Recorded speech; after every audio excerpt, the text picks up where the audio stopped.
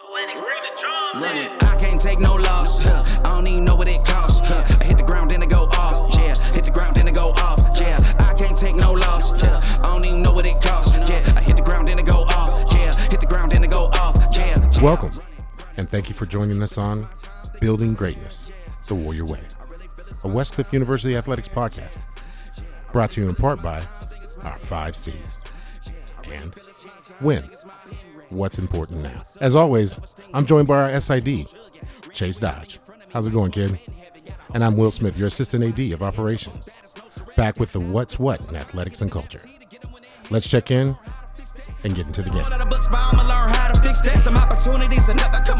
And we are back.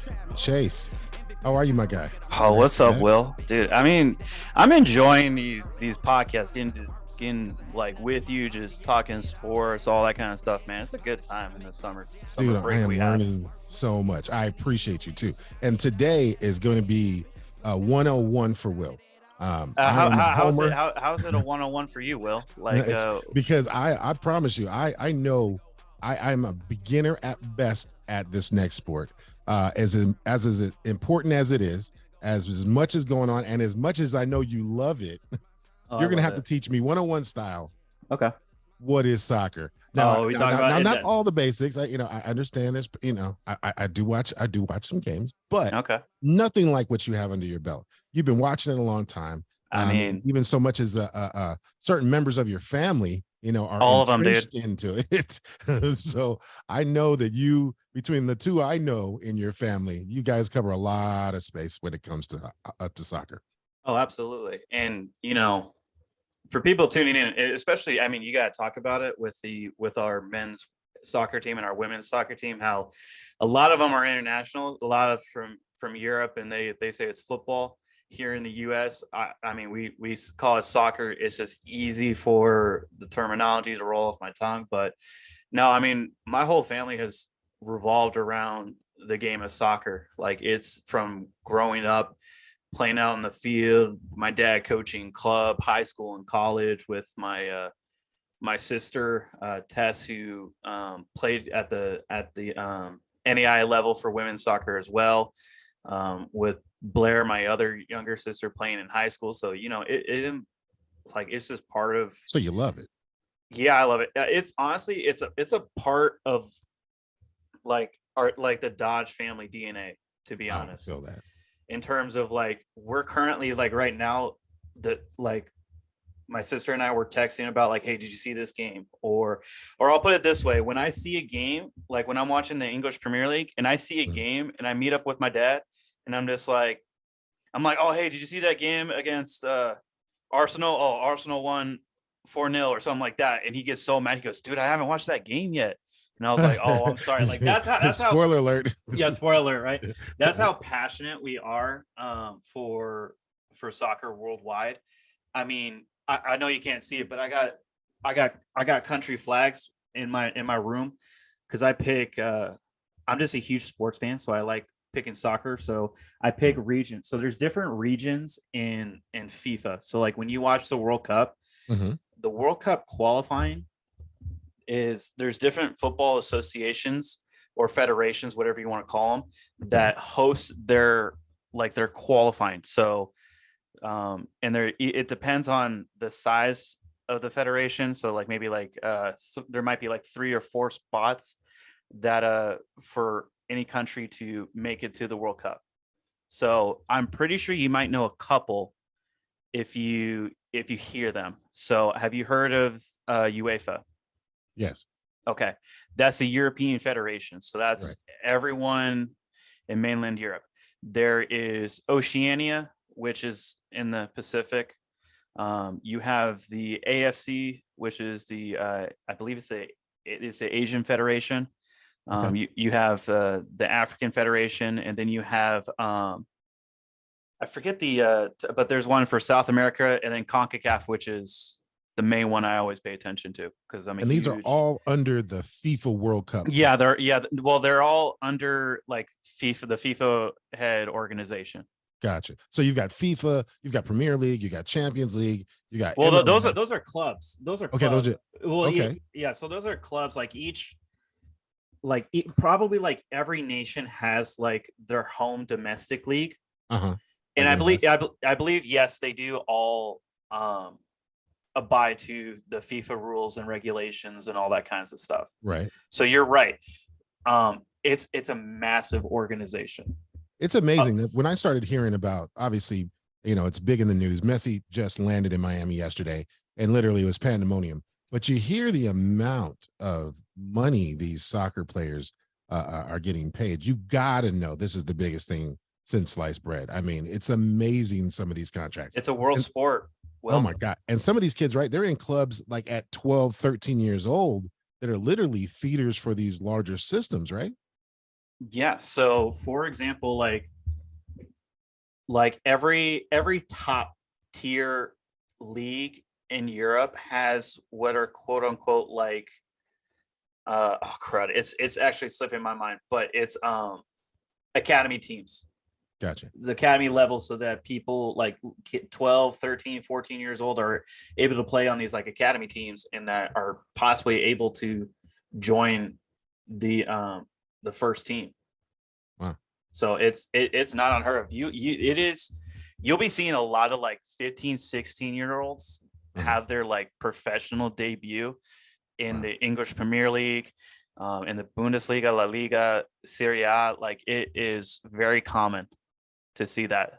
So how does that translate in the States? Obviously, we know we've got high school sports, we've got we've got middle school sports. You get into collegiate sports, all have soccer. Do you have that running in conjunction with these same club situations, or is this a whole different system? It's a whole different system. So for just to put into perspective, so for soccer in the US, it basically the model always kind of mirrors what other professional sports are in the US. So the MLS, there's not really any there might be some academy teams, but like there's a lot of there's a club culture here in the US where there's different organizations, and we can talk because we got an interview with Coach Dodge later. We can talk a little bit more because he has been in that club scene. So we can talk a little bit more about that. But in terms of why I actually like watching soccer abroad compared to like the MLS in our home country is because I like the format overseas than I do here. And one of the things is, and you probably heard of it, but it's called promotion and relegation, where the top, by the way, like when I say the English Premier League, like that's not the only league in the UK. Like there's different like possibly like tiers is a good way to help like wrap your brain around different tiers, right? Yeah. And so each tier, like if you make top 2 or top 3 in that league, you get promoted into the league above. And the Premier League is the top of the top. It's the best teams in the UK. So is Arsenal at a Premier? Yeah. Premier League. Yep. Manchester. Premier. Okay. So most of the 4:30 a.m. soccer that I know is on, it's a lot of Premier League. Scott, I've got a great friend, and it was crazy. We would work all week long. We'd be out on Friday night. All of a sudden, you'd hear him disappear. He'd say, "Hey, I'm out of here about 11:30," because he had to be up by 4:45 in the morning to catch all his soccer games. I mean, committed. I was amazed. And this is one of my basketball guys that I thought, there's no way. And then, man, he is religious. So you got to be committed. And so many teams, so many leagues, this is, I mean, there's a lot to see. I don't think do you have a downtime? Is there an off season with that many? I mean, yeah, there is. But in terms of just like, I know who I like to watch. So I have all of them bookmarked of where or when they're playing. So right now the Premier League just ended a couple weeks or months ago with Man City taking the title home, which I was kind of bummed because I'm not a fan, but I was kind of rooting for Arsenal to get it done. I don't like Man City, to be real. Okay. Just straight up, I was just like, I don't like Man City. But in terms of my diehard fandom that I will die for is the U.S. men's and women's national team. Those Gotcha. are the ones where like my emotions and like I'm like heavily invested in. Right. Um, and so like just to talk about U.S. men's soccer with our national team, we couple weeks ago we just won the Nations League. Right. And Big against time. big time, right? We beat, I believe, in the finals, I think it was Canada. We beat them 2-0. But the big one is we smoked Mexico 3-0. And Is that unheard of kind of situation? well, let's just put it this way. In your mind, I want you to take a guess. What is the biggest sports rivalry you have ever heard of Oh, across any sports? What's the biggest one that comes to mind? Michigan, Ohio State. Okay, so that's football, right? Yeah. For me, what my understanding of the biggest rivalry, and I've seen it from when I started watching back in like 2010, 2011, the biggest sports rivalry in the world, hands down, is USA versus Mexico. Really? Oh, It's period. Just period, dude. There's no question about it.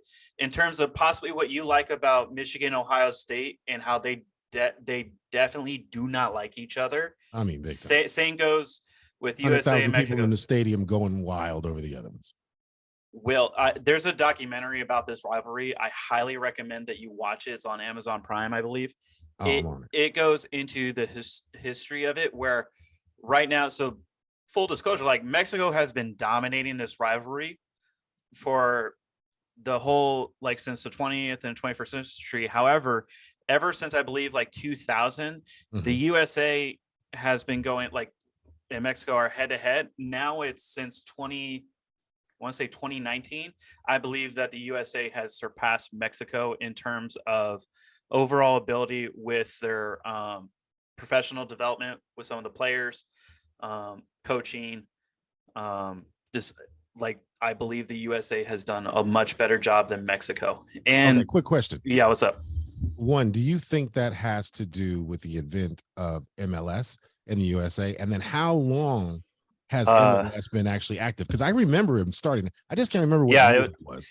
MLS actually started the organization, I believe, somewhere in the 90s is when they started. But I mean, yeah, you can definitely associate MLS with the help. But here's the biggest one, that everyone on our first team for the US soccer team, all of them, every single member plays in the top leagues in the world.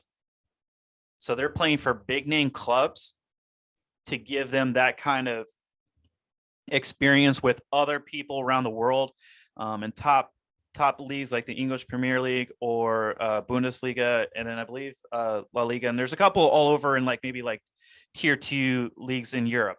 But most of the guys who have been doing very well, by the way, the USA team is an extremely young squad. Right. It was the youngest one when we played in the World Cup in Qatar. It was hands down we had the youngest starting 11 with like the median age was probably like 22, 23 years old. Wow. So these I don't know what, obviously professionals will be in, mid 20s to early 30s. Is that what you consider to be the peak for a soccer player? Yeah, like probably for like soccer players in their prime would be like 23 to 35, something like that. But here's the thing with like, and we probably noticed this with sports, is that a lot of professional athletes are continuing to go longer past what people deem like a appropriate age. LeBron at his 21, he just said he's 20, back year 21. Yeah. Where there's some footballers that are like in their late 30s playing at like a high level too. That's crazy. Like that it's crazy.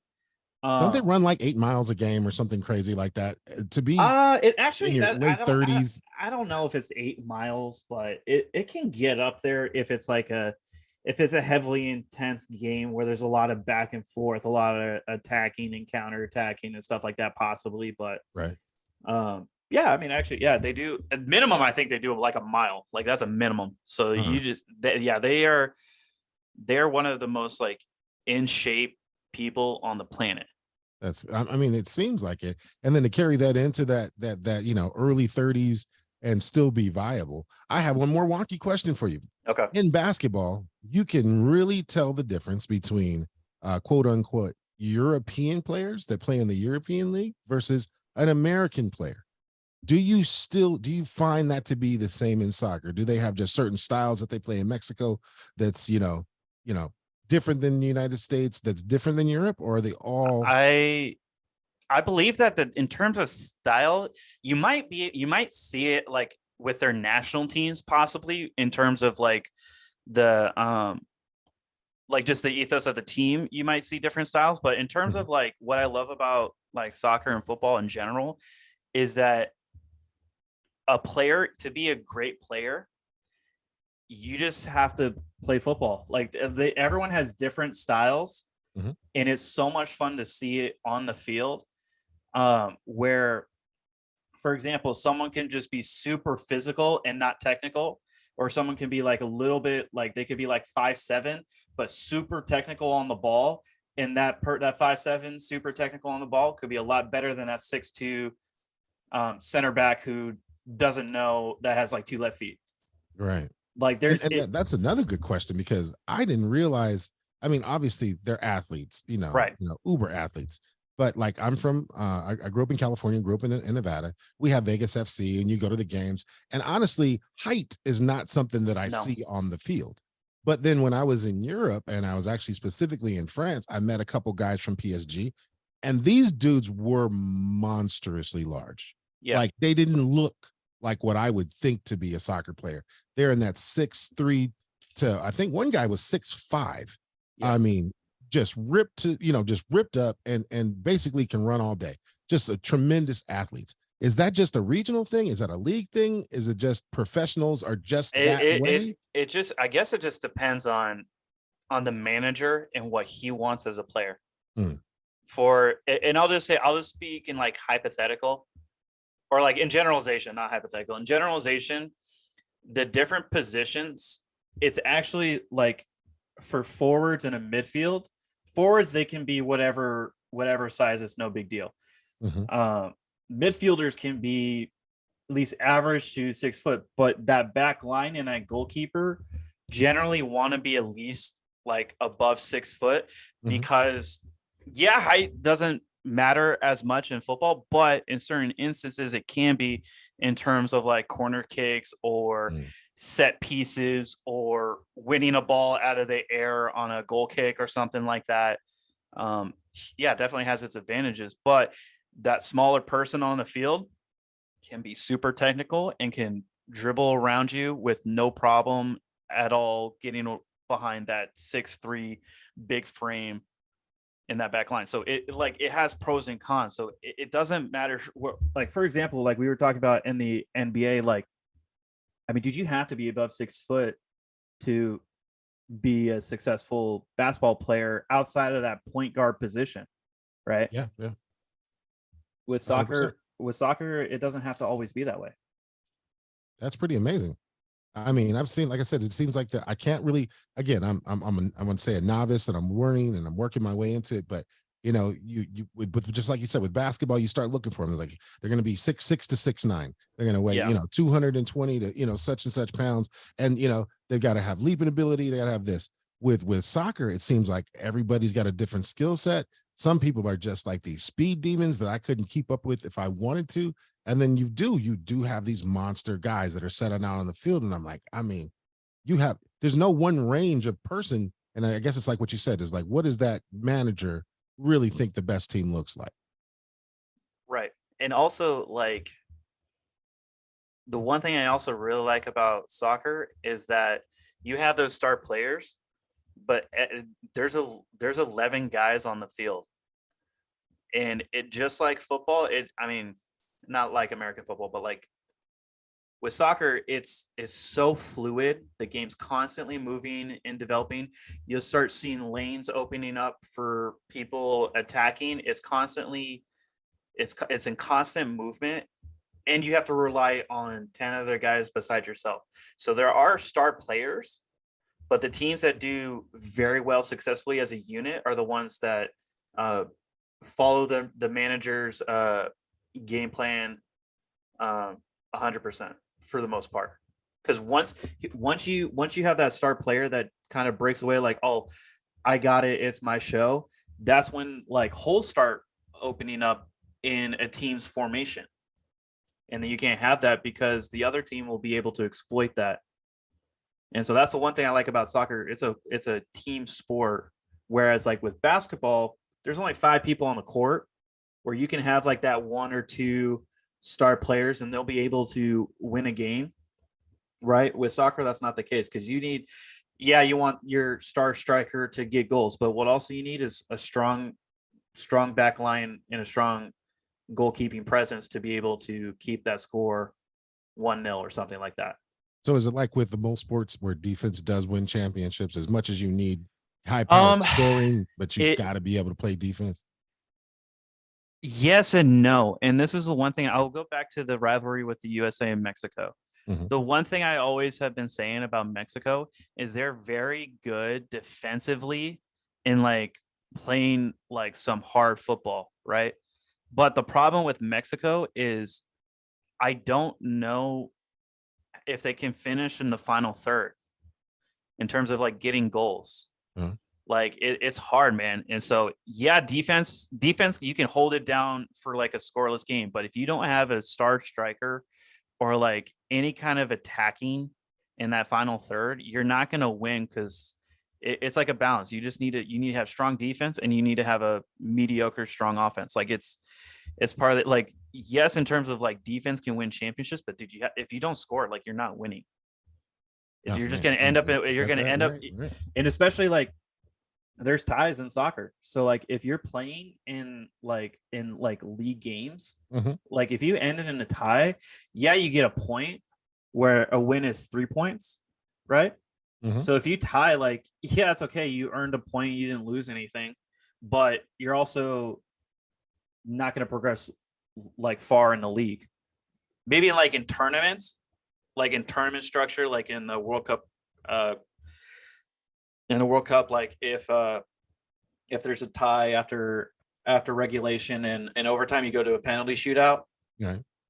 But in most like outside of like tournaments or playing for a trophy, every game like would just end in a tie. Like there's no, like you can't, like it's no win or loss. Like you just tie from not being able to convert. You know what? It was funny because learning, obviously, learning on the job and trying to get involved in soccer initially, and I think hockey helped me with this. I was so taken aback by the lack of scoring, and it was like kind of like, oh, this is going to be a slow thing. Then you start watching it, and you see You have to watch it, Will. yeah, and then you start understanding a little bit about the game and angles and what they're trying to pull off. It is really an exciting sport. But I mean, if you see it initially and you go see some of these guys, 2-1, 3-0, 0-0. It's like, well, what exactly happened? You cannot just look at the box score and know what's happened. You actually have to watch the game. I thank you for saying that, because you have to watch the game from the opening kickoff to when that whistle blows, because yeah, you might see 1-0 and you're like, oh dude, the game was kind of lame or whatever for like a novice fan. No, there were a lot of attacking opportunities by both sides where keepers made diving saves, or like the ball went right over the crossbar, where, by the way, when a goal does happen, we celebrate like we might not see that for the rest of the game. 100%. Like if we're playing like with basketball, like, oh, the ball goes in, ball goes in. It's like, all right, cool. We probably have like another 50 of those seeing that. Or with football in the NFL, like, oh, a touchdown, we'll probably see like 3 or 4 more of those, right? In soccer, it is such a rarity to like combined for both teams to like get like 3 or maybe 4 goals. That's why it's so much fun cheering it on, because you're so dialed in that you don't. Here's the thing, and this is what I'm just gonna go off on a sidetrack. In terms of like with soccer, sometimes the best team out on that field not necessarily wins. You know what I mean? And this is how I'm like pretty much like dunking on Mexico, but Mexico is in the Gold Cup final for CONCACAF. They're playing against Panama, I believe, this week, and I believe Mexico will beat Panama. So it's not just me dunking it, but in the Gold Cup for this summer, Mexico played Qatar.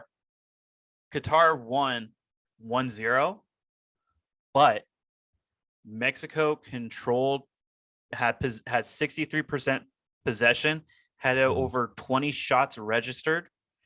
Qatar had 1 shot registered, 1 goal, and that's who won the match.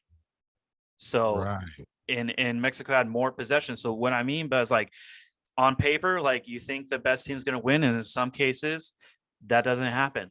That's why I love soccer. It's truly just how hard someone plays, and if an opportunity presents itself, who's going to take advantage of it. So when you look at it and you go to like analyze that game, you're going to look on just like hockey, right? Shots on goal, right? Time for possession. Yes. And then conversion on that possession would be maybe the third piece, or is it?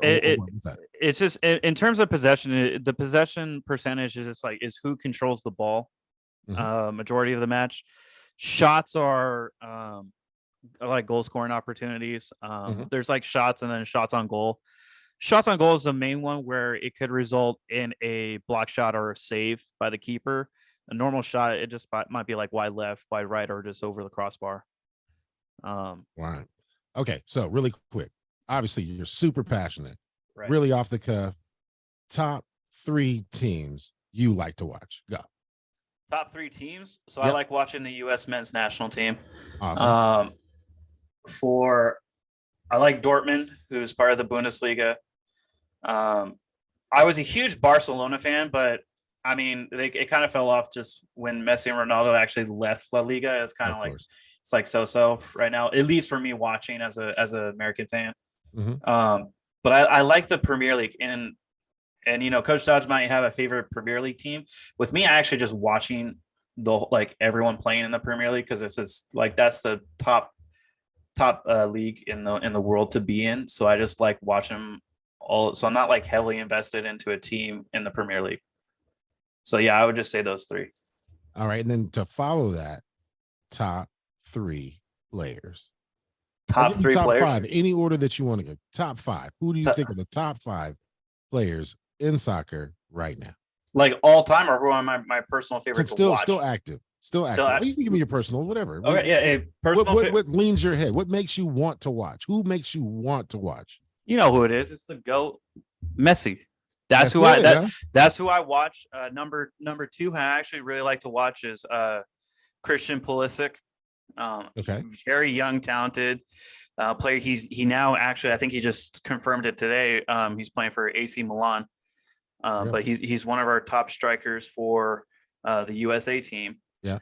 Number 3, I definitely love, as much as I said earlier how I do not like Man City, I love watching Haaland in the Premier League. That man, in terms of like we were talking about, 6 foot forever, huge frame. He's a striker, and he just bullies people to get a goal. And it is so entertaining to watch. My other favorite player to watch, and he's an all-time legend, I believe, but I actually don't remember where but he mostly plays for Poland's national team, is Lewandowski. I actually really enjoy watching him play in his style because one of the things is like in this last World Cup when they were playing Qatar, he had not scored a goal in a World Cup in his entire career, and he's like in his late 30s. And so when he got his World Cup like goal, it was so much fun to watch, and I was definitely just super happy about that moment.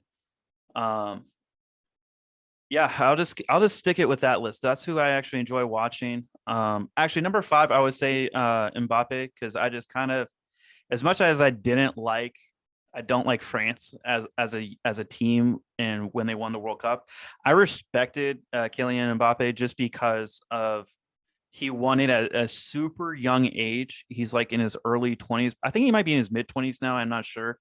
But in this last World Cup, when they were playing against Argentina, and Messi was putting like an all-time great performance, you know who the all-time second great performance was happening on that same field was Mbappe, because every time Argentina scored, Mbappe scored. Or when Mbappe just took the lead, Messi was able to tie it. Like, so he was doing an all-time great performance as well in that World Cup final. At like, yeah, he still has a lot of years of football left. So I definitely love his attitude and his game. Some people might, but I actually enjoy watching him. So yeah, that's my 5 in terms of overall enjoyment of them watching. But also, I like Ronaldo. Like he's another all-time great. Right. But for me, I mean, I've always been a Messi fan. So whenever I see Ronaldo, it's always super entertaining to watch. Mhm. But in terms of like, if I wake up and if there's a game on, I'm definitely watching Messi over Ronaldo. That's how it is. That's how it is. So in pure GOAT talk, and I don't even like calling it GOAT talk because it seems like everybody's a GOAT nowadays. Well, in your mind, Messi. It's in terms of my generation. Uh-huh. Yes, but here's the thing: you can't forget about the different eras of football. Of course. Like in terms of like, you just have other all-time greats that, for example, until Messi won the World Cup this past summer, you talk to a lot of people, like a lot of Argentines, their all-time great was probably Maradona. Good. Because he won 2 World Cups for Argentina. And like that's that's actually one of the critiques for when Messi was playing for Argentina was like, people were just like, oh, he can't get a World Cup, like he can't get to Maradona's level, or well, he won a World Cup and I think he might have surpassed Maradona, but like there's Pele, there's like so many all-time greats that might be slipping my mind, where right now in terms of, I think Messi's the go, but you talk to different generations, it's a different footballer. That's why I like soccer, because I tell you what, Pele was international. I mean, yeah, he is somebody that didn't know anything about soccer. I knew who Pele was, and I knew what a bicycle kick was. I'd never watch a game, but I knew that. I mean, he was famous on another level before social media, before really a lot of, I think I was reading about him in my like weekly reader, back in elementary school. I mean, he was the Michael Jordan of my generation as far as soccer was concerned. And like I said, I'd never seen him play, not once. Yeah. And I mean, it's just, I mean, you talk to, I mean, there's so many different people that it's so hard to think of an all-time great, because everyone has a different person. It could be international, it could be club, but there's no one in that number one spot. That's a beautiful thing, though. It's like arguing LeBron versus Michael. You know what I mean? It's just, I mean, not really. That's kind of a bad, well, I don't know about that. I don't know about that one. We'll have to talk about that one in the basketball. That's a different one. It sounds like that's a good conversation to have. That sounds like a really good conversation. I'll put it this way: for basketball, there might have been, there's an argument between 1 and 2, right? Right. For football, probably saying American football, it might be just a battle between 1 and 2, right? Right. With soccer, minimum there's like 10. Minimum there's like it's more amazing than 2. That's why it's arguable, because you got so many people, and also it goes down to and here's the thing, it's like different, like it's like different trophies, like who dominated in the league scene, who dominated on the international level, who dominated in all 2 categories. Like there's so much competition around the world that naming one all-time great, no one is going to agree. Where like for basketball, sure, it's Jordan and LeBron, and you have those 2 different camps, and they have their arguments for and against. But with football, it's you got generation and you got region. Like so there's like everyone has a different version of who their all-time a national great is. hero of some sort. Yeah, national hero of some sort. Argentina now has 2, so now the country of Argentina is going to have the battle of who they think is an all-time great. Speaking of, hey coach, welcome to the podcast. Yeah, before we get off on another tangent, I know, right? We are lucky enough to meet one of our newest members of the Westcliff family. Seemed like he's been here for quite a while. He's got so many connections, even in this particular situation. Let the cat out of the bag. Mr. Dodge, Randy Dodge, a coach of our soccer team, has a little bit of a connection with my partner here, Mr. I mean, Dodge. Does he? I mean, Listen, certain days I claim it, certain days I don't, but we just roll with what we got. Uh-oh. Boy, and I'm super proud of him. Hey, well, we're super proud to have you with us. This is our first conversation. Your boy has been schooling me on soccer. I have been a football kid. I have been a baseball kid. I've recently become a soccer kid, obviously working, and he's kind of guiding me in. Welcome. Thank you, Coach, for taking some time out and speaking with us. We're extremely excited to have you and really just hear about what your thoughts about this season looks like and what you really look forward to in the 23-24 season.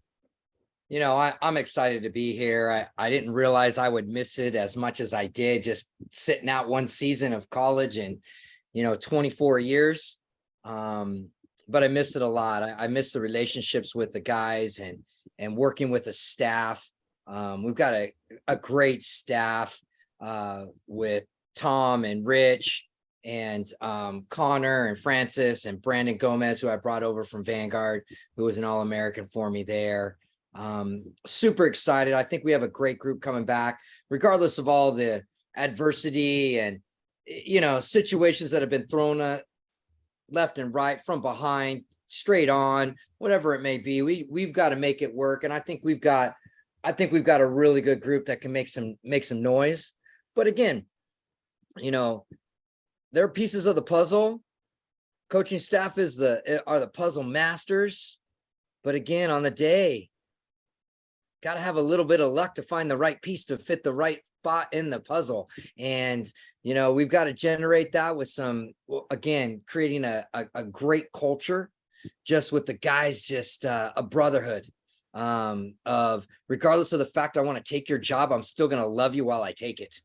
And once you do that, bro, you create that environment where they're committed to, loving on each other, and we're in this together. Let's go. Let's have nobody's going to hold somebody back that's earned it, right? And if they earn it, nobody's going to hold you back. We're just going to keep pushing each other. That's an amazing culture you got there, Coach. Well, and that's what we're building. And that'll start when these guys come into Captain's Week here fairly shortly, here in the next, 12 to 14 days. And then, once we come in as a staff and work with the guys, they just got to understand it. Again, there's not one individual that's going to win us a ball game. And once they can set aside their ego and their selfishness, we're going to accomplish some big, big things. And that's the toughest thing for any guy, because we all got skin in the game. We all got our ego. We're all driven to be the best. But what people don't realize, those people that are the best, they have a huge group behind them that have pushed them to be the best. Always. And it wasn't all on them. Always. Well, Shouts out to Driven Over Given for sure. Will, what was I talking about earlier in our conversation before Coach Dodge came on? What did I say about what's awesome about soccer? That it's not just one person, that it's a group of 11, even on the bench, that put in the work and that support to help, even if someone's having an off game, helping support someone who's struggling. And that's what I was talking about, how the best team on paper might not necessarily be the ones that win. It's the ones that are able to play in a system, play as a team, and ultimately sometimes a little bit of luck. That's what happens, because there have been instances where, like I mentioned before with Mexico and Qatar. I mean, Mexico had all the formula to win that match, but Qatar got that W. Well, and listen, I've been on both sides of the ball. Yeah, having the best squad and you lose 1-0 on, and you're just, banging your head against the wall going, what the heck what went wrong? Nothing went wrong. Just wasn't on that day. Ball didn't bounce our way. It wasn't because our culture's bad. It wasn't because we didn't have bad players. It wasn't because we made a bad, something bad happen in a game. It just didn't go our way. And you know what? When you can deal with that as a man and step forward and not 10 steps back, you're going to even be better after that. And look at Mexico now. Mexico loses to Qatar, and obviously we're talking about what's happening right now with the Gold Cup. They're in the finals. Rolling fools. And they're in the final, and they play a great Panama team.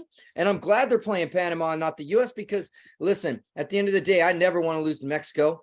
Yeah, that's that Mexico team would have beat the U.S. where they're at right now. I mean, obviously, we got the C squad there. It's a C squad, but I mean, it's a C squad. You like, hey, bro, what did I just say? You did. Bro, what did I just say Hey, about? you said oh you my guys are gosh. gonna get it. I mean, the passion is infectious, so I love that part, and that's exactly what any sports team needs is passion and in a position of power that can really put that out to their team. And like he said, they're going to be fighting for goals that aren't individual, they're team based. And I really love what you're talking about. Obviously, you've been Coach Dodge, you've been a fixture in the Southern California soccer scene for quite a while. And just because this is your first time on, give me a little bit of background of where you've been. What instilled this passion? What made you jump into soccer? And then where have you been over the last few years collecting these titles I keep hearing about? Well, all props to my boy Dave McLeish, who was my college coach at Southern California College, which is now Vanguard. He instilled a passion in me to coach, and I started coaching in 1989. Will, probably before you were born. And I wish I was that lucky. oh, nice try. Yeah, that's But, that's not entirely I've true. been a coach in high school since 1989, and he really instilled a passion in me, and it's been important to me that I walk alongside Jesus Christ as I do everything that I've done in my career. And I try to have that culture of there being a higher power, and that's God, and that's who guides me in what I do. Plain and simple. I just resigned from high school, and I've been doing high school 34 years. And I was blessed to lead a program for 27 years down here in South Orange County, and won 2 CIF championships on the boys side, won 2 CIF championships and a national championship for high school on the girls side, won 24 league championships in 27 years. Wow. I mean, no one in Orange County, Southern California can compete with what's happened in the high school side of things for me. I've been blessed to coach some of the best players in the country on the women's side, club wise, with my old club that I was at for 23 years. Won all my national titles, won 6 national championships there on the club side. I went 2016, 2017, 2018 with a #1 player in the country. Wow. And that one of those #1 players is starting for the Women's World Cup team. Really? Ashley Sanchez, who went to UCLA and went on. And, again, listen, you need a little bit of luck to be in those situations. You need great players and people that believe in you. And I got to believe in them. I've got probably over 20 pro players, 3 or 4 guys, the rest are women, in Mexico and in the US and even overseas in Sweden and Norway. And, it was great to be a part of their journey. And now they're creating these things for themselves as they go and do big things. I was blessed to be at UC Irvine 97 to 2001 as a men's assistant with George Kuntz, who's at Cal State Fullerton now, and was able to take over for my coach, Dave McLeish, at Vanguard in 2002. And once I took over at Vanguard in 2002, just kind of was able to do some things, had an incredible AD, Bob Wilson there, who really mentored me as a man of God and as a coach and as a leader. And I think that's probably why I'm where I'm at right now. Because without these, spiritual leaders and these guys that can lead you to do things the right way, let you fail on your own, pick you back up and say, hey, what can we do different? Why are we different? What do we want to accomplish? What kind of culture do we want to create? Along this whole journey, I have had an incredible family. I mean, I love my children tremendously, and they've been raised on the fields, and so happy to see them explore what they're doing. I have obviously my son doing what he's doing at Westcliff, and he started at Vanguard. My daughter Tess is a teacher at Elisa Niguel High School and is coaching and doing some things. And she went to Vanguard and played for me at Vanguard. I have another daughter who's a junior and the captain at Vanguard doing volleyball. I have a sophomore daughter who's my baby, who is just an incredible human being, and just trying to fit into what she wants to do in the sports world. And got no problem saying I got a baby due tomorrow, actually. Hello. Coming along, Congratulations, and sir. God has us go down different paths. Things happen, and I'm blessed tremendously with someone, and we're having, Chase is going to have a little brother, and it's tough. I have no problem sharing this stuff. It's tough for my own kids, just with things that happened in life, with decisions that were made and going different directions. But I want my children to always know how much I love them and what they mean to me, and they've made me who I am along this journey. And being at Vanguard for 20 years, winning, I don't know, 16, 17 GSAC championships or conference championships, coach of the years, whatever. That's just a part of the process of winning, being at the national tournament. But it wasn't even just that, man. I had guys that are in my inner circle that played for me. Guys that were in my first recruiting class back in 2002 that are some of my closest friends right now. And that would have never happened. That would have never happened if I wouldn't have jumped into this coaching thing and kind of did this deal. And I'm excited to build those relationships. And obviously it's a little bit different at Westcliff than it was at Vanguard, because we got a different type of player. We got a lot more homegrown players there.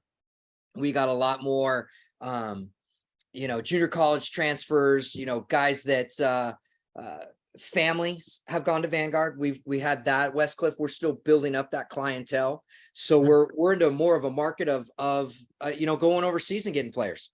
A lot of internationals.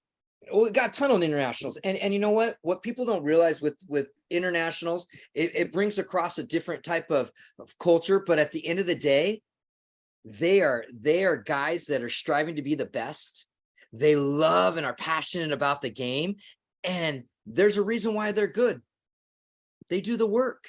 And they obviously going to be, they got to be obviously attracted to that same passion that I'm feeling right now. I mean, you can't, without that proper foundation without all the work that you put in, you can't have that kind of success. And anybody that's going to be interacting with, you're going to go, wait a minute.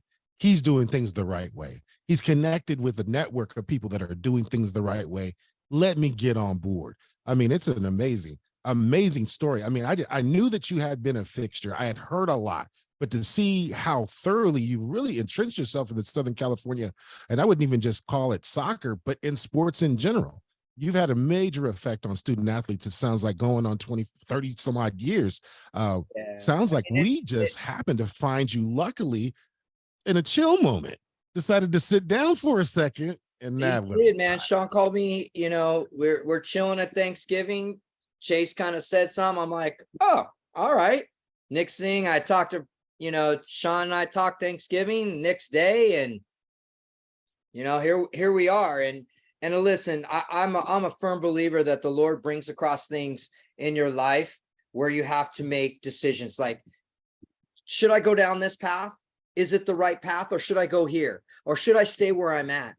And the decision I made back then in 2022 Thanksgiving, and even going back to in March, resigning from Vanguard, as hard as that was, you just kind of see how the Lord is kind of guiding you in different situations.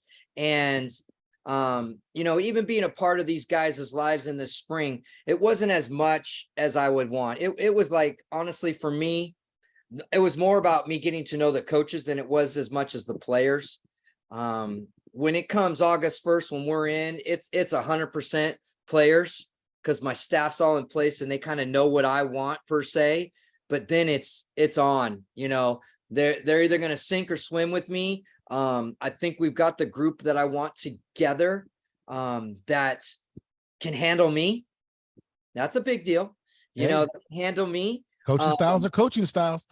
There is, and I see that they're going to be successful on the field. But when they walk away from this game, and that's my responsibility. Yeah, I love to win games. I love to do these things as every day to day. But at the end of the day, they're going to be fathers. 100%. They're going to be better sons walking out of this program. They're going to be fathers. They're going to be husbands. They're going to be doing all these things. And, you know, they need those role models in their life saying, this is how you do things. This is not how you do things. And what the hell do I do in this situation? Well, look, this is what I did. And you're going to have to figure out if that works for you. I think the best leaders have a certain amount of moral authority. Anybody can send you to war, but to believe the person that's sending you is on your team, got your best interest in mind, and not just your best interest, but the entirety of the squad. I think that establishes what the ability to ask for those things exactly. Sometimes Dean Harris will tell us, hey, sometimes. Is it go fun? ahead, sir. Is it fun to win by yourself, or is it more fun to win in a group? 100%. The joke is who wants to ride first class by themselves? Oh, heck no. Nobody. How boring is Nobody. that? It's not fun. I want to be lifted up on the shoulders. I want to be like championes. I want to do that stuff. I don't want to do it by myself. It's over in 5 seconds. At least with the group, it lasts 5 minutes. Hey, I love the attitude. I love the attitude, and nothing's done. You know, of any greatness is done by themselves. You know, it just doesn't happen. There's always somebody behind the scenes. There's always somebody that's pushing you. And it sounds like you're kind of one of those coaches. You're going to do some pushing. You're going to ask for some hard targets, some non-negotiables to be met. But at the end of the day, you're looking to coach the individual as well as the sport. Absolutely. And because here, the thing is as you invest in one person, that person is going to invest around them. That person, again, it's just, again, going to start to build and build and build and build. So it's its own monster. And if you have a strong monster that is bigger than and better than everybody else, you're going to chomp on some people and you're going to win some games and you're going to have a hell of a lot of fun doing it. Oh man, I agree. I agree. And now, like, obviously we're still in the off season. You're prepping up. You have a little bit of downtime, I'm guessing. Mm-hmm. My guy Chase has been chomping at the bit on this World Cup. He's been chomping at the bit. We want to know, what do you think? How is this going to develop in the next few weeks? And are the American teams ready? You know, I think the U.S. women, I think they're young. I think they're young in the wrong spots, and that's going to hurt them. That's going to hurt them in the big hard games. I don't expect our women to win it this summer. I think the men, as we go forward, I think the men have the culture. I think the men are playing in spots in Europe that are making them better as an individual. But what happens with that, it's what they do when they come back into the group. And I think the guys that are out playing across the world and the places in Serie A and the English Premier League and the Bundesliga, they're playing in those spots. They're coming back and they're giving back to the guys that are still playing domestically here. And that's what's going to breed the U.S. has a chance. They have a chance to make a Final Four, depending on the draw. They have a chance to make a quarter, make a Final Four, which again, it's millions and millions of dollars. Let's not ever forget that. They make a quarter or a Final Four in the World Cup for the men. I think they have a really, really good chance. And especially on home ice. Anytime you're at home, it's all good. It makes a difference. It makes a difference. Before we get too far, the women who are basically defending champions, for lack of a better term, what do you think happened? Did we just get too many retires? A little bit. I mean, we've had such a tremendous group for so long. And literally the face of it. Yeah. Do I think that we're on the downside? No, we're on the upside. The problem is we're young. Right. If you look at our midfield with Haran, with Ashley, my girl, I mean, you're talking about two girls that are 22 and 24. That's young. We're not Rose Lavelle, 25. We're talking about 3 central players. Now, if Julie Ernst is healthy and ready to go, she's a stud. She's a stud. She is a woman among little girls. If she's there and she's holding down that central part of the midfield, I think that gives them a really, really good chance.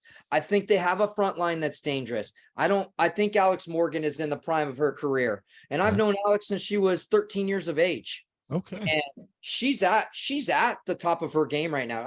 I don't see her not being at the level. The How old problem is Alex the Morgan? players around her. How old is she? Oh, she is 29. No, she's not. She's 32. She's 32. We were talking about this earlier. What do you consider to be the prime for a soccer athlete now? I mean, we see this advent in basketball, these players 21 years. Obviously, LeBron announced yesterday he's going in for his 21st year. But you see in these players going into their mid-30s, where I'll be frank, I'm 46. Used to be like, no way you were going past 32, 31. Right. At 33, they're putting a tag on your toe and sending you to the retirement home. Now you've got these For sure. strong, And these active guys aren't putting tags on their toes because they're making too much money. Oh my God. I mean, it's amazing. Amazing. What they say in soccer is you're in your prime on the men's side, 28 to 32, 33. Yeah. But I think with and that's old. That's like 15 years old. Mhm. I think now with how strength and conditioning is, I think Science. the nutritionists, I think all those types, I think they've stretched that to probably about 35, 36. On the women's side, I have a girl that played for me. Her name's McCall Zerboni. She's 35. She's captain of Gotham FC out of New York. Okay. And had the pleasure, and she's family. Had a pleasure to coach her since she was 10 years old. So I've known her since 1996.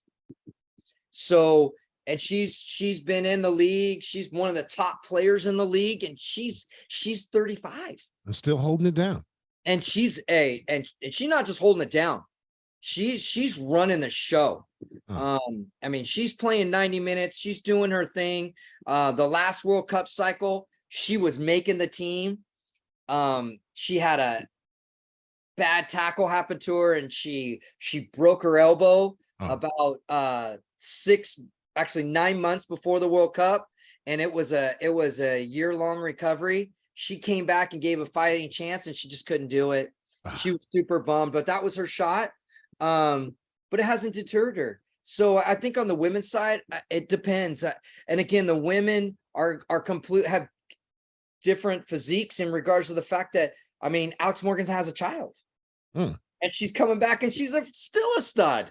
Period. I mean, men don't have that. If I had, those situations where we'd be all soft. We're done. Our career's over. I'm getting fat if I had a baby. I don't care. I'm going to be the one getting fat. But I'm on the side. It's that situation. They deal with a lot more because they want to have families, which is awesome. Amy Rodriguez, who is a fantastic player, had a couple of kids, still came back and played for a couple of years, and now she's on the coaching side of things. You have a lot of that within our national team, and again, it depends. I mean, you really got to think the prime of a lot of players on the women's side is probably 24 to 32. I think it's a bigger thing because what you're seeing is the more athletic, fast, strong players, they're going to last a lot longer. Gotcha. Chase, I don't know how you feel about it. He said, the women might come up a little bit short. Men have I said they were fighting for a three-peat, but I mean, it's just like he said, we're no longer the dominant force for women's soccer on the world stage. Other countries have developed in terms of their squads as well. So it's going to be a very competitive. I was not wrong about the fact, when we talked about this a couple of weeks ago, that this is projected to be the most watched Women's World Cup. And I believe that because I think the other countries have strong squads that will be able to have like an entertaining performance. But with the women's, do I think they'll make quarterfinals? Yes. But in terms of that total domination we saw in the previous World Cup and the one prior, I don't think so. This one, I believe they're going to really have to earn it whereas before it was just pure domination. Now with the men's, I totally agree with Coach Dodge about how, and I said this time and time again, the men's team is super young, and I told you, like, it's not because of the MLS and where other countries have their own homegrown league where they will be able to produce that talent. With the U.S. men's soccer, what has made them very successful, which I think in this next World Cup at home, how they'll do well is because of those guys playing in Europe. Our starting 11 all play for foreign clubs. I don't think one plays domestically in the MLS. I don't think so. I might be wrong on that, but I think all of them are in Europe for the most part. Yeah, I think for the most part, there's only, if they name a 24-man roster right now, I would think you'd only see probably at the most 4 to 5 MLS players. Yeah, I agree. Would be my guesstimation. And again, on the women's side, it's they've had to battle. I don't even, you can go all the way back to 1999. They still took them PK. We still had to go to Right. PKs in the Rose Bowl when I was there. And you still had to go to PKs. Okay. So the women have never been handed anything. And they've dominated, but the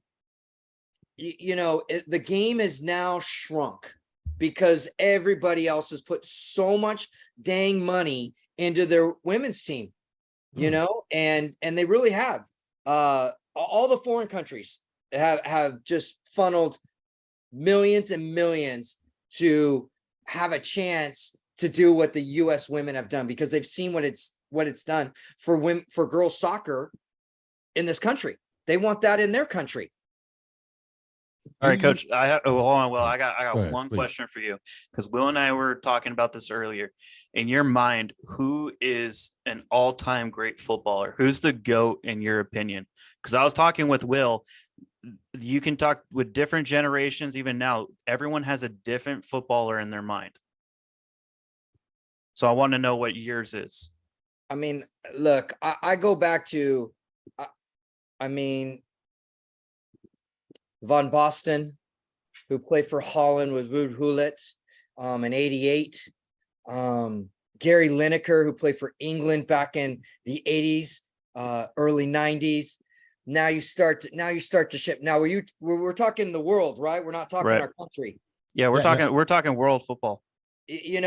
From there, you do have to look at the Frank Lampards, the Steven Gerrards, who again in the 2000s and things like that, Zlatan, who the MLS got at the end of their career, was just a fixture. Shoot, we could go down to Colombia, and talk about Valderrama, who was a pure 10, who had freaking floppy hair and it was golden, and it was freaking tight curls, just Rastafarian, just dealing. You have so many of you. Then Maradona, the guy was magic at a time where magic was not around. It was straight thuggery, and this guy's he's golden. Obviously now everybody talks about Messi, Ronaldo. I liked Ronaldo when he was young. Ronaldo now, he's making a coin. Messi's the same as when he was young, and he is now. He's great. Mashburn, De Gea, because I'm a Man U fan. Those are all my boys. Modric at Real Madrid, Benzema. Those guys, they're so iconic. I'm not a Mbappe fan. I'm not a Neymar fan. I think they're okay players. I think they're good. They're solid. But I just think it's exciting to watch the world game. And listen, Christian Pulisic is a blast to watch. Yeah. Balogun is a blast to watch. Listen, hell yeah, let's go back. Landon Donovan was a blast to watch. Claudio Reyna, besides all the crap that has been going on with him and his son's a good player. I have a question, because we're running out of time. Obviously, one, Yeah, that's a long list of I told you, Will, awesome though. players. First of all, I told you, Hey. Will. I told you from the get-go, every single generation has their quote unquote like all-time great. And I even think he forgot. I don't know, Dad, are you a Zinedine Zidane fan? Listen, Because Zidane. Zidane, Listen, yeah. Zidane. I'm telling you, watching that guy in the 1998 World Cup freaking bash the Italian, that will go down in infamy because I'm not an Italian fan, but Paolo Maldini, who was a left back and was the captain and who is the president of AC Milan, is one of the all-time best players to ever strap him on. And again, we're talking about an icon in Italy, but Zidane, incredible to watch. Platini, who again, let's go all the way back to the 80s. Platini for France, unbelievable. Gascon, who played for England, was just, I mean, you look at the guy now and he's a 5x5. You know, he's drank himself into misery, but as a footballer, don't mess with him. I mean, he played for Tottenham Hotspurs. His name's Paul Gascon. Just look him up. Just Google that crap. He is legit. But again, just like when we talk about basketball, we can go back to the Magics of the world. We can go back to Kareem. We can go back to the Birds. We can go even farther back than that. We can go back to the Dr. J's and Jerry West of the world. We can step that into the 90s when there was only one player, and I don't care what anybody says, it is MJ. I don't care what anybody says, it is Kobe. Don't even freaking mess around. Don't even try to put LeBron into that game. I'm a Laker fan from the get-go. LeBron, I told you, Will. I told you, bro. LeBron, I like LeBron. Awesome. He's an all-around great player. But I'm telling you, in this world and what has happened, MJ was the deal. Okay? MJ was the deal. Kobe was the deal. Shaq was just bigger and stronger than everybody else. Everyone. Okay? Djokovic right now is bigger and stronger than everybody else. And this Avatar that just got taken #1, everybody's calling him the Knicks coming. He ain't the Knicks coming. David Robinson was the coming. He's that put San Antonio on the map. And he brought along his little protege in a Tim Duncan that said, hey, let's go, son. And then if anybody's going to bring this kid up, it's those two. How Absolutely. amazing. The Admiral Duncan, bro, two of the I'm best. telling you, that's exciting. I men might ever. switch over to the Spurs for a little bit. By the way, it's going to be interesting. Whoa. Now, with all this talent that you've discussed, now, and just because it'll help me, we're talking about basketball. Everybody talks about the greatest player, but they say, you know what? Steph Curry changed the game. Obviously, with his range, his shot ability, he changed basketball. Of those players that you just discussed, are any of those on that level that when they came in, literally the entire soccer world had to take notice and go, we have to do things differently? Maradona. Who are those? Maradona did it. Messi did it. And listen, I ain't a big Argentinian fan. And I got friends that are dirty Argies, and I love them to death. But those two guys, Messi and Maradona, have changed the game. They changed the game, and I love them, and I love watching them play. I love stylistic. It's just by happenstance that they're both left-footed, but they have changed the game because attacking wise, I mean, and again, Kobe and MJ defensively were legit. Well, Maradona sucked defensively. So did Messi.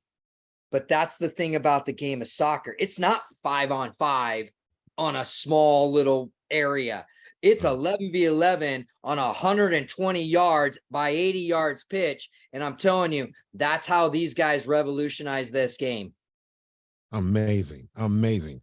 We have run out of time. There's no way on God's green earth we're not going to be able to do a part 2 with this, because this is just one. It's all the information that our people are looking for. I'm looking for. So we've got, please, I know you've got a busy season. If you've got a little time later in the season, we love to touch base with you again. I always got time for my son. Will, that's my ringer. Says, hey, I got to have this crap done. What do you need, buddy? I'm there. Before we wrap it up, I just want to say, Will, everything I mentioned before Coach Dodge came on the podcast is exactly what he confirmed. 100%. And it was 100%. exciting. And Oh, I'm yeah. literally, I'm geeked, is sitting in my seat.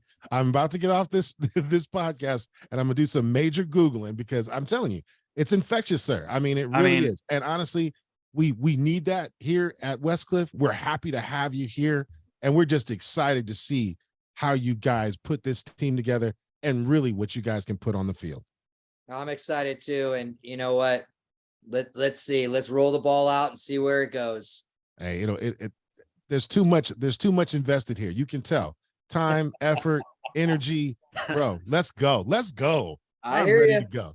Well, Yeah, thanks, boys. I I appreciate having me on. Oh, absolutely, coach. We'll see you when the season happens. All right. You take care. Thank you, Coach. Chase, that was freaking amazing. I mean, Oh, hey, dude, what did I say, high man? energy, dude. Where do you think I get it from? This didn't just happen because of who I am, man. Who do you think taught me this, man? Come on. Hey, it's apparent, dude. We're gonna have to bring him on just for ratings. I'm telling you, that was an exciting. I mean, the man is passionate about what he's doing. He's absolutely. passionate about his student athletes. He's passionate about the sport he coaches, and obviously, just a wealth of knowledge. Oh, well, when I tell you his wealth of knowledge is extremely deep, I even mentioned Sean, because Sean hit me up about hiring Coach Dodge. He was, what do I expect? I was like, this person that you're about to hire is someone who is very passionate about the sport, very passionate about their athletes, but also most importantly, he will always speak what's on his mind. He will always say what's true in his mind. And we just talked about, you just listened to it when he's talking about, when I did that little hey about MJ and LeBron, he freaking backed that up with, in terms of when I was talking about the all-time greats, and we're talking about Messi and Maradona, and how he has friends that love Argentina.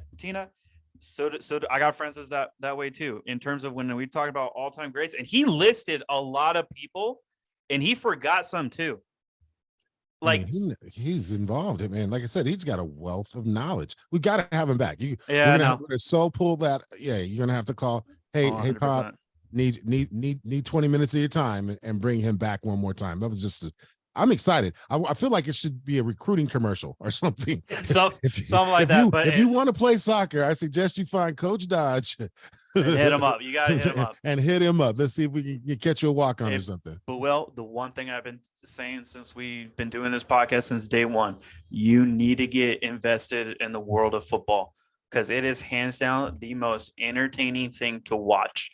And you can just tell from Coach Dodge talking about it and all. Like, we can honestly do an entire podcast about the Women's World Cup and the men's national team, and we almost did. But talking about European soccer and talking about club teams, we can go on forever, and it's because I've been watching it since a young age.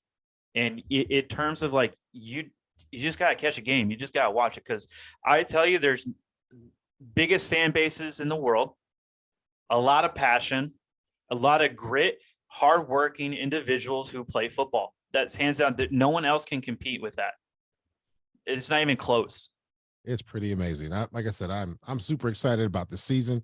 Really looking forward to see what he does on the field. Westcliff is obviously going to be better because of it. 100%. In terms of like, he talks about culture. And by the way, if you're listening to Coach Dodge talk about culture, just like what makes a coach very successful is the wins and losses. It happens, right?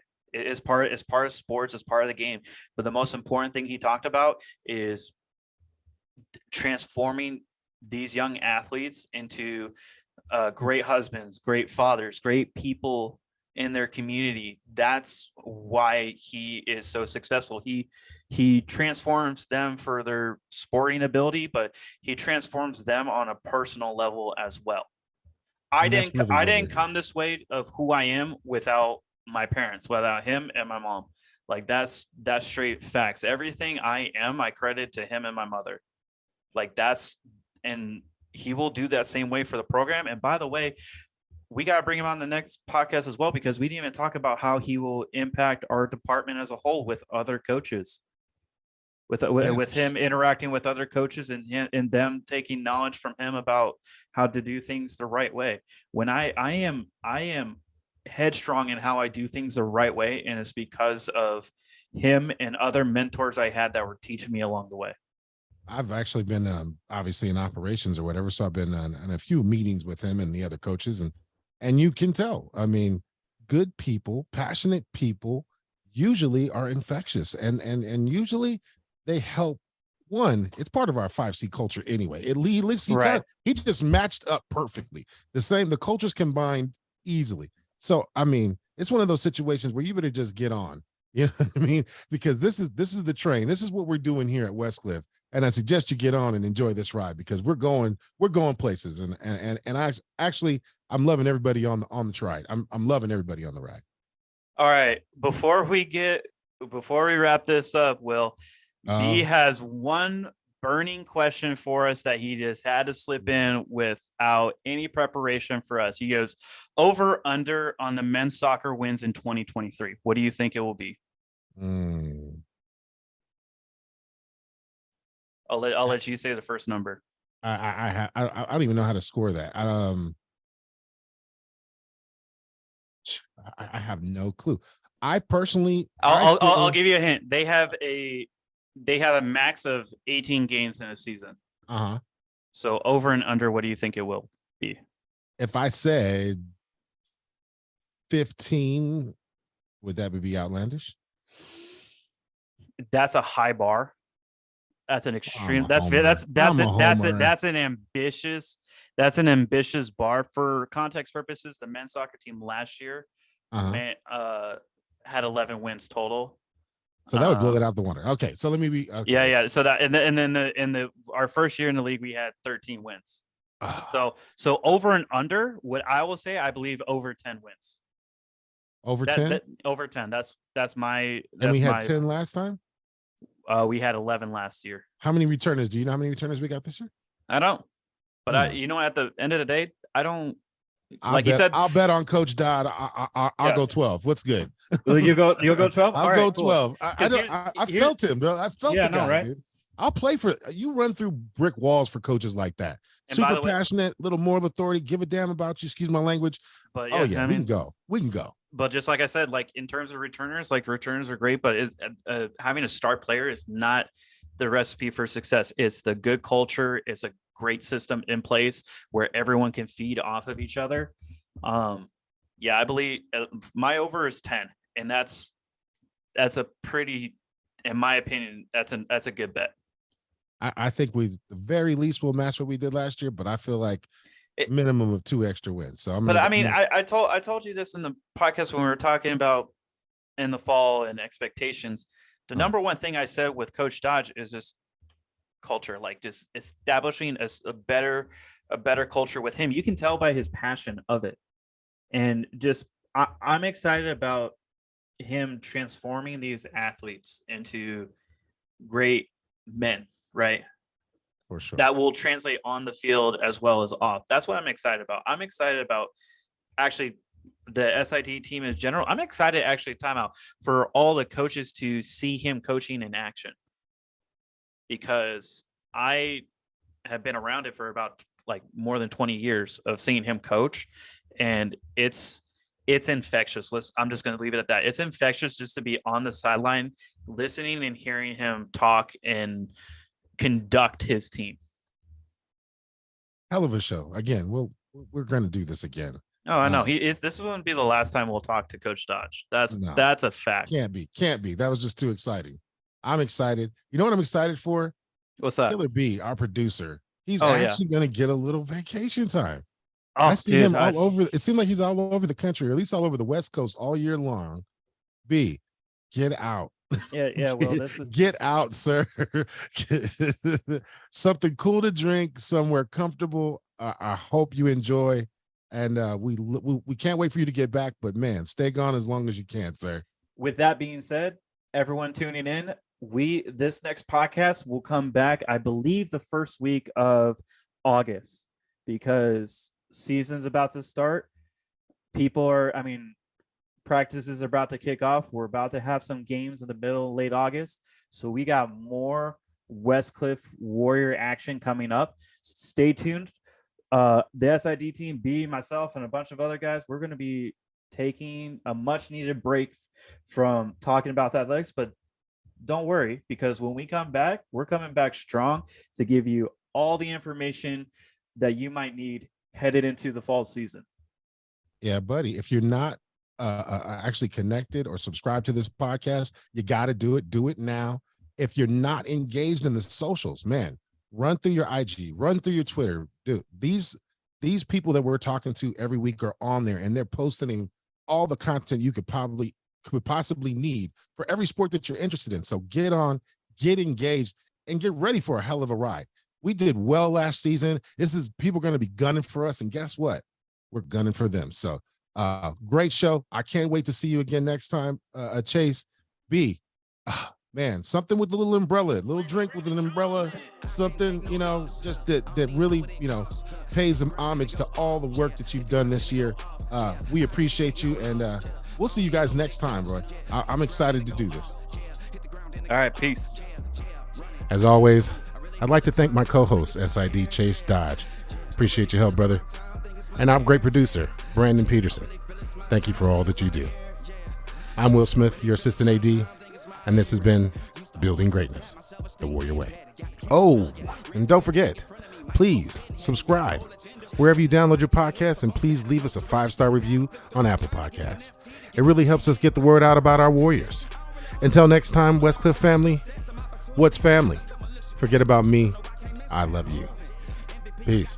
I might have to prove something, big jumper worthy. They gon' have to retire my jersey early. Whole crew coming, had to work something, cause I had nothing in my pocket. Yeah, I did all that. Big plans, partners trying to make profits. Yeah, I did all that. Work, sweat, and tears breaking, even no wins. Yeah, I did all that. Had to make it happen. Putting hours in my practice, I did all that. Yeah,